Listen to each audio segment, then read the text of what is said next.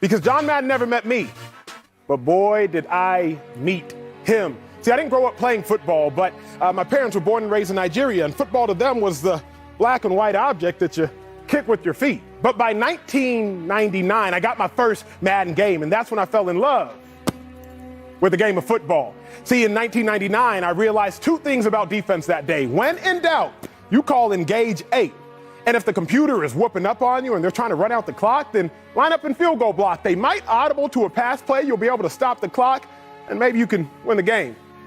A few years later, it was 2005. I was playing defensive end. My coach said, "Hey, Acho, if you want to play football in college, you got to switch to linebacker." Madden 2005 came out. Ray Lewis was on the cover. I instantly switched my jersey number to 52, and after switching to 52 and getting the neck roll, I realized, I might be able to do this thing if I stick my mind to it. But then 3 years later, I had a decision to make. Where was I going to play football in college? My brother was committed to the University of Texas, and that's when I realized, I don't know if I want to go to Texas, but Madden 08 came out. Vince Young was on the cover. Y'all know where Vince Young went. And as a result, I made a decision. It was very simple after that. See, John Madden impacted my life in ways that I didn't even realize until I stopped, paused, and reflected on them. But in addition to what he did with the video game, in addition to what he did in the broadcasting booth, John Madden also won a Super Bowl, which several teams are trying to win as well. So John Madden, just thank you for the life that you lived and the impact that you had. Now, speaking of Super Bowls and teams trying to win Super Bowls, none other than America's team, the Dallas Cowboys, once again on the hunt. Marcellus Wiley off today, joined now by co-host of The Herd, the one and only Joy Taylor. Now, Joy, I don't know if you heard Cliff Kingsbury. He came out and he said that the Dallas Cowboys have more talent than anyone else in football. He really said the Cowboys have enough talent to get the job done. So now my question to you is, do the Dallas Cowboys have a talented enough roster to take them to the Super Bowl? I do believe they have a talented enough roster to take them to the Super Bowl. I am a pro-talent person, being talent myself. So this is what it is. We're in a competitive business in the broadcasting industry, and football is a competitive business. What do you need to win in a competitive business? You need talent. Cliff Kingsbury is absolutely right. He's also right to not give the Dallas Cowboys any bulletin board material leading up to their matchup while they're struggling. So I see what you're doing, Cliff. It's very smart. It's very Belichickian. Oh, he's a wonderful quarterback. He's a wonderful defense. Everything is wonderful when you're going up against an opponent. You don't want to give them any extra fuel, especially this defense, which is my favorite part of this Dallas team. I already know what Emmanuel Acho's brewing over there with Dak Prescott. I already know what's going on, but it's okay. It's fine, because I'm going to talk about the defense right now, which I know he can't poke holes in. That defense, who has held their opponents to 20 or fewer points in 4 straight and 6 of their last 7 games. They, of course, they're first in takeaways, first on third down defense. Those are things that matter when it comes to the postseason. Those are things that get the offense of the other team off of the field, give it back to their offense, score more points, which is also something that Dallas defense does. We saw that a lot against Washington, albeit a struggling opponent, dealing with a lot of COVID issues, but so is everybody.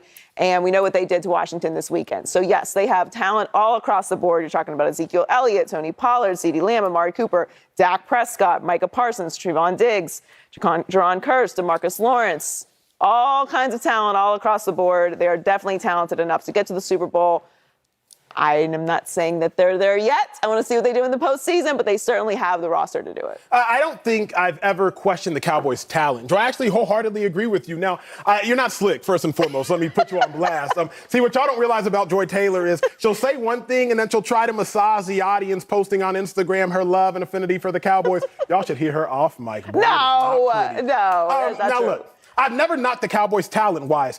Dak Prescott, quarterback-wise, he's talented enough. The receiving core, they have the best receiving core in football, in my opinion, unless the Tampa Bay Bucs receiving core is healthy. Running back combinations, they have one of the best running back backfields in the NFL. Zeke will get healthy by the time the playoffs roll around, especially if they can rest him against the Eagles, if they handle their business against the Cardinals. Defensively, you got Micah Parsons. You got Stephon Diggs. You got DeMarcus Lawrence. Talent, for me, has never been the question for the Cowboys. The problem with the Cowboys, they can't make all their talent add up, Joy. It's almost like that chef who you give all of the ingredients to, but somehow the meal just does not taste great. Mike McCarthy, he is that chef.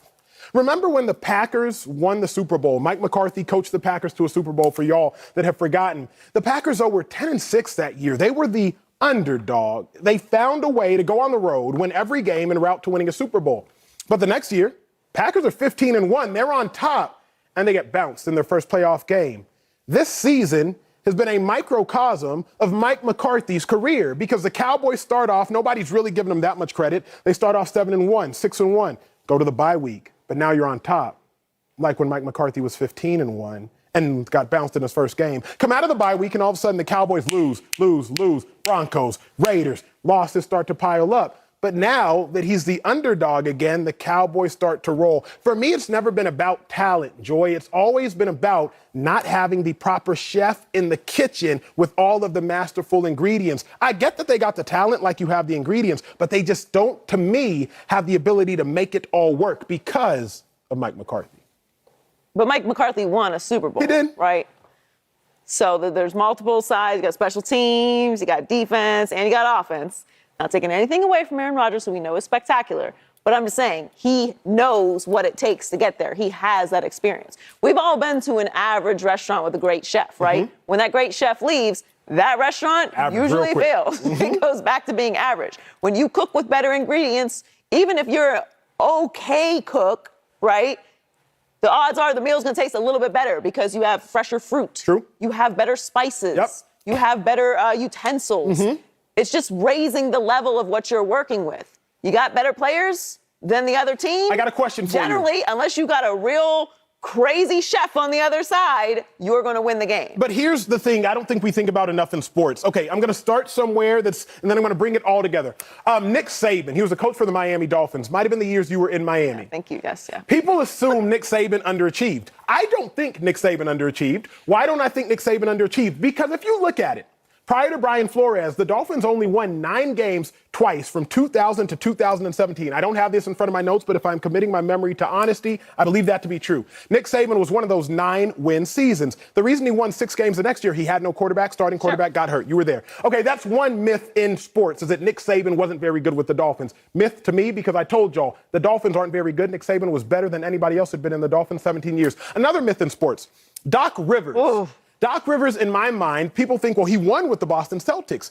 Yeah, but at the point in which you have Ray Allen, Kevin Garnett, Rondo, Pierce, and all you got out of that was one title, to me, did you really underachieve? Did you overachieve, or did you just achieve? Why am I bringing up Saban? Why am I bringing up Rivers? Because let's talk about McCarthy. Brett Favre, Hall of Fame, first ballot. Aaron Rodgers, Hall of Fame, first ballot. And all you had to show for that is one Super Bowl. Super Bowls are clearly hard to come by. Unless you have, I don't know, maybe the greatest talent at quarterback that's ever lived. Mike McCarthy won 13 games once with Aaron Rodgers. Matt LaFleur is about to win 13 games in the first 3 seasons with Aaron Rodgers. So you, like Marcellus Wiley, always come up here and tell me Mike McCarthy has won a Super Bowl. Shouldn't that count for something? But to which I simply retort, did he actually overachieve? Or based on the talent he had, maybe the greatest talent at quarterback the game has ever seen? Did he just achieve? Well, by that standard, has Aaron Rodgers underachieved? Because he got one ring. I'm not going to answer that. Because he got one ring. Have the Packers underachieved with Brett Favre, first ballot Hall of Famer?